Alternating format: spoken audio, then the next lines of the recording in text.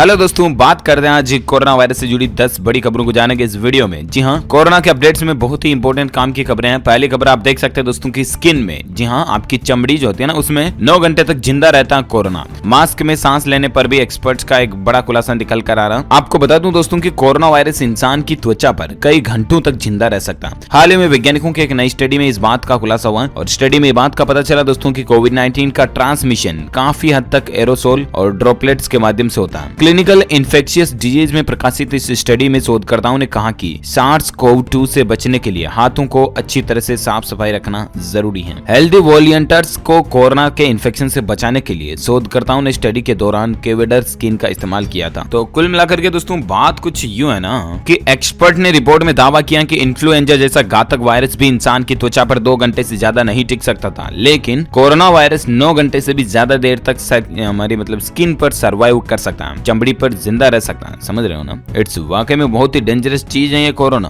ध्यान रखिएगा। कुल मिलाकर के शोधकर्ताओं ने बताया दोस्तों कि 80% अल्कोहल वाला सैनिटाइजर सिर्फ 15 सेकंड में किसी भी तरह के वायरस को स्किन से गायब कर सकता है। US for disease control and prevention भी अल्कोहल वाले सैनिटाइजर से हाथों को धोने की सलाह देता है। सैनिटाइजर या साबुन से 20 सेकंड तक हाथ धोने से कोरोना संक्रमण का खतरा बिल्कुल खत्म हो जाता है और it means you should use it daily. अच्छा, इसके अलावा दोस्तों और एक बात ये है, मैं आपको बताना चाहूंगा कि काफी समय से लोगों के मन में ये भी भय था, डर था कि लगातार मास्क पहनकर रखने से शरीर में ऑक्सीजन की कमी वगैरह से नुकसान हो सकता है। तो मैं आपको बता दूं कि इसे लेकर भी रिपोर्ट में खुलासा हुआ और शोधकर्ताओं ने रिपोर्ट में दावा किया कि एक एवरेज फेस मास्क अनकंफर्टेबल हो सकता है, लेकिन फेफड़ों तक पहुंचने वाली ऑक्सीजन को ये बाधित नहीं करता। चलिए, साथ ही अगला अपडेट आ रहा कोरोना को लेकर दोस्तों के आयुष मंत्रालय ने नई गाइडलाइन जारी की है। आयुष 64 दवा खाने से कोरोना दूर रखने में मदद मिलेगी। जी हाँ दोस्तों, केंद्रीय स्वास्थ्य मंत्री डॉक्टर हर्षवर्धन और आयुष मंत्री श्रीपद नाइक ने कल ही कोरोना मरीजों की देखभाल के लिए आयुष दवाओं का एक नया प्रोटोकॉल जारी किया। नए प्रोटोकॉल में उन विशेष दवाओं के नामों की जानकारी भी दी गई है जिन्हें कोरोना मरीजों को देने से उन्हें लाभ मिलता है। इनमें सबसे प्रमुख आयुष 24 को कोरोना वायरस के लिए सबसे ज्यादा कारगर बताया गया है। नई गाइडलाइन में पहली बार कोरोना से स्वस्थ हो चुके लोगों के लिए पोस्ट कोविड प्रोटोकॉल जारी किए गए और ऐसे लोगों के लिए भी आयुष 64 दवा कुछ और दिशा निर्देशों के साथ में जारी की गई है। वहीं दोस्तों आयुष विशेषज्ञों का कहना है कि कोरोना के सभी मरीजों को एलोपैथी अस्पतालों में भर्ती किया जा रहा है, लेकिन दिक्कत यह है कि यहाँ एलोपैथी के डॉक्टर आयुष दवाओं को मरीजों को देने से परहेज रख रहे हैं और यही कारण है कि अच्छे प्रोटोकॉल तय होने के बाद भी इन दवाओं का लाभ सभी मरीजों को नहीं मिल पा रहा।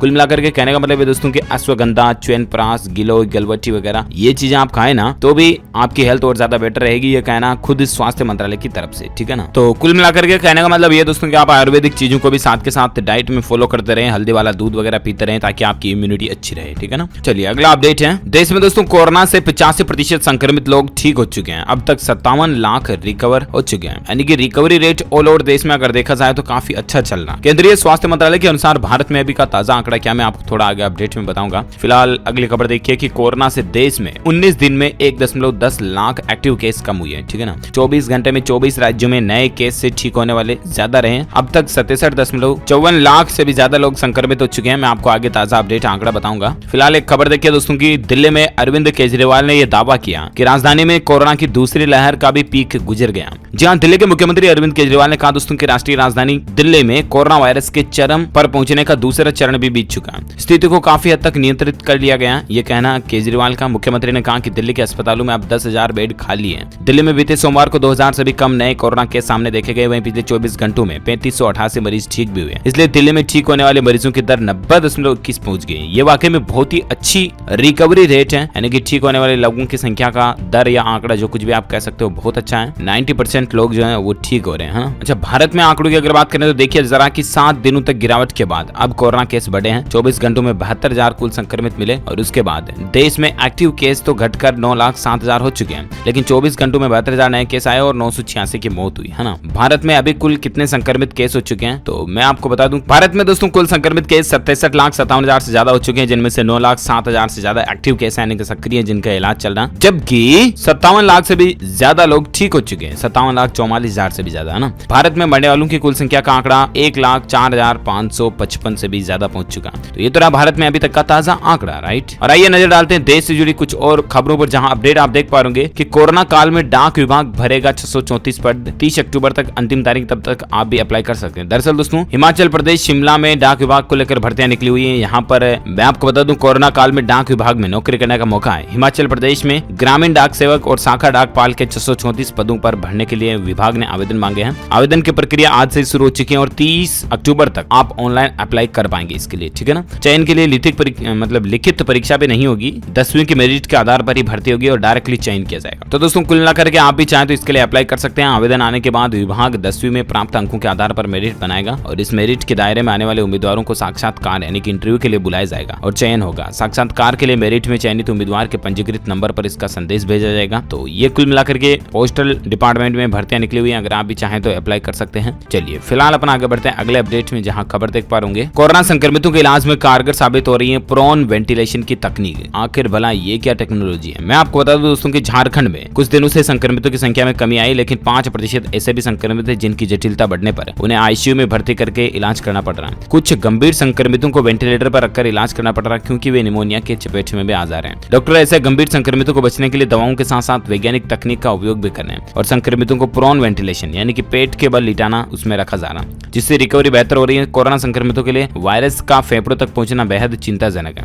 अच्छा, ये प्रोन वेंटिलेशन वही है दोस्तों, क्या समझिए जरा। मरीज को क्या कि पेट के बल औंधा लिटाया जाता है, ठीक है ना, और उसको बोला जाता है कुल मिलाकर के कि हर आधे घंटे में एक बार प्रोन वेंटिलेशन की पोजीशन में आओ और इस तरह से औंधा लेटाया जाता है, एक हाथ आगे एक हाथ पीछे वगैरह सिस्टम रहता है इसमें। तो ये भी रिकवरी में काफी अच्छा काम कर रहा है ना। तो आप भी औंधे सोए थोड़ी बहुत दिन में कभी अगर आपको टाइम मिले तो, because it's prone ventilation technology, ठीक है। चलिए अगली खबर है दोस्तों, हिमाचल प्रदेश में 5 कोरोना संक्रमितों की मौत हो चुकी है, 174 नए मामले आए, महिला शिक्षक भी पॉजिटिव पाए गए। जी हाँ, हिमाचल प्रदेश राज्य में 5 कोरोना संक्रमितों की जान चली गई है। कांगड़ा जिले के डाडा सीबा के कनौल गांव की 75 वर्षीय कोरोना संक्रमित बुजुर्ग महिला ने घर में ही दम तोड़ दिया। महिला का बड़ा बेटा भी संक्रमित हो गया, जिसे होम क्वारंटीन किया गया। जानकारी के मुताबिक बुजुर्ग महिला का कांगड़ा के एक निजी अस्पताल में उपचार चल रहा था। वहीं 3 अक्टूबर को महिला की रिपोर्ट कोरोना पॉजिटिव आई थी। महिला को धर्मशाला अस्पताल शिफ्ट किया जाना था, लेकिन परिजनों ने उसे अस्पताल में रखने के लिए मना कर दिया और मरीज को घर ले गए। तो ये कुछ मसला चल रहा है। और इसी बीच अगली खबर है दोस्तों, राजधानी दिल्ली में कोरोना से बढ़ती मौतों के बीच कब्रिस्तान में भी जगहों को बढ़ा दिया गया। रोजाना 30 से ज्यादा लोग अभी भी जान गंवा रहे हैं। हालांकि दिल्ली में रिकवरी रेट काफी अच्छा है। मैंने आपको खबर में बताया था कि 90% से भी ज्यादा रिकवरी रेट राजधानी दिल्ली में चल रहा है, राइट। अरविंद केजरीवाल का भी कहना है दोस्तों कि दिल्ली में अब धीरे धीरे जो है कोरोना मरीजों की संख्या घट रही है और रिकवरी बढ़ रहा है, मतलब कि कोरोना का पीक जो है वो निकल गया वगैरह वगैरह। लेकिन फिर भी हर रोज तकरीबन 30 से ज्यादा लोगों की जान जा रही, इसलिए कब्रिस्तान में जगहों को बढ़ाया जा रहा है। ये वाकई में कितनी दुखद बात है। और एक खबर देखिए कि तस्वीरें देखकर आपका खून खोल जाएगा, क्योंकि जिस चीन के वुहान से कोरोना फैला था ना, वहां से 4 अक्टूबर को ये फोटोज लीक हुई। आखिर भला ऐसी क्या तस्वीरें, ये देखिए जरा, ये देखिए जरा, ये देखिए जरा और ये देखिए जरा। ये 4 ऐसी तस्वीरें हैं जो मैं आपको बताने जा रहा हूँ। दरअसल दोस्तों 2020 में कोरोना की वजह से कई देश कब्रिस्तान में बदल गए। लाखों लोग इस वायरस की वजह से काल के गाल में समा गए। दुनिया को कई महीनों तक लॉकडाउन झेलना पड़ा और कोरोना को दुनिया में फैलाने वाले चीन ने इसकी जिम्मेदारी से भी पल्ला झाड़ लिया। देश ने यहाँ तक कह दिया कि वायरस उनके देश से नहीं फैला, चीन के लैब से कोरोना बनाकर फैला गया था। इसका भी इल्जाम देश पर लगा, लेकिन चीन ने इसे भी इनकार कर दिया। जनवरी से अक्टूबर आ गया, लेकिन इस वायरस का इलाज नहीं मिल पाया। किसी देश के पास इसका पक्का इलाज नहीं है। इस कारण हर देश लोगों को प्रिकॉशंस लेने की रिक्वेस्ट करा, लेकिन चीन में शायद अब कोरोना का डर है ही नहीं। यहाँ सामने आई एक लेटेस्ट तस्वीरों को देखकर लोगों ने शक जताया कि इस देश के पास कोरोना की वैक्सीन मौजूद है,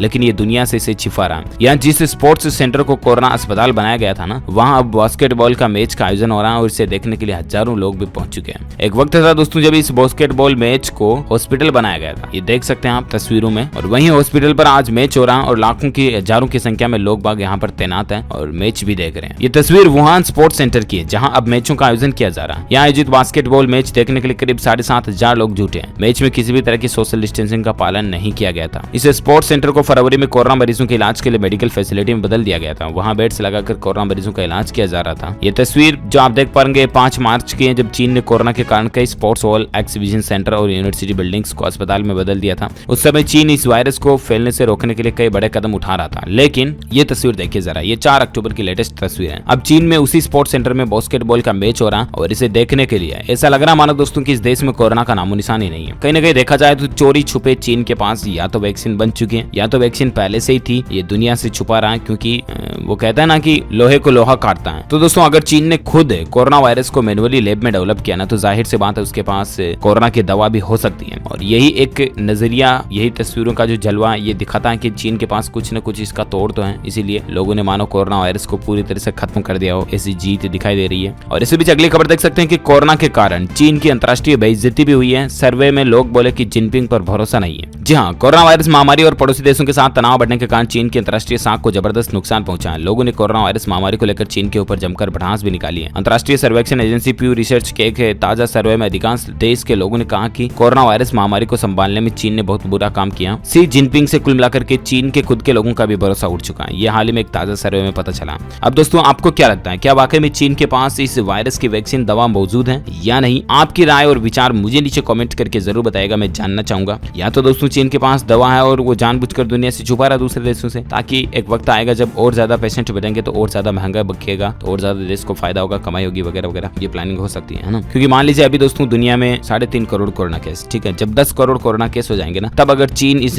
वैक्सीन को रिवील करेगा कि हाँ अब मैंने बना ली है, जबकि उन्होंने पहले से बना रखी चीन वालों ने, ठीक है ना, तब 10 करोड़ केस के लिए जब अलग अलग वैक्सीन बाई की जाएगी, डोज खरीदी जाएगी, तो एटलीस्ट चीन को कमाई तो होगी ना, वैक्सीन की रेट महंगी रखेंगे। तो ये चीन की प्लानिंग हो सकती है। आपकी क्या राय इस पर मुझे नीचे कमेंट करके जरूर बताएगा कि क्या चीन के पास वाकई में अभी ही दवा अवेलेबल है या नहीं। कमेंट करके बताइए। इस वीडियो को लाइक करना, ज्यादा से ज्यादा अपने दोस्तों के साथ फेसबुक और व्हाट्सएप पर शेयर भी करना, और अगर आप DLS न्यूज चैनल पर पहली बार आए हैं तो चैनल को सब्सक्राइब करके बेल आइकन भी जरूर दबा देना, ताकि आपको रोजाना के ताजा अपडेट्स तुरंत आपके मोबाइल पर मिलते रहेंगे। Thank you, take care, good bye, जय हिंद, जय भारत, वंदे मातरम।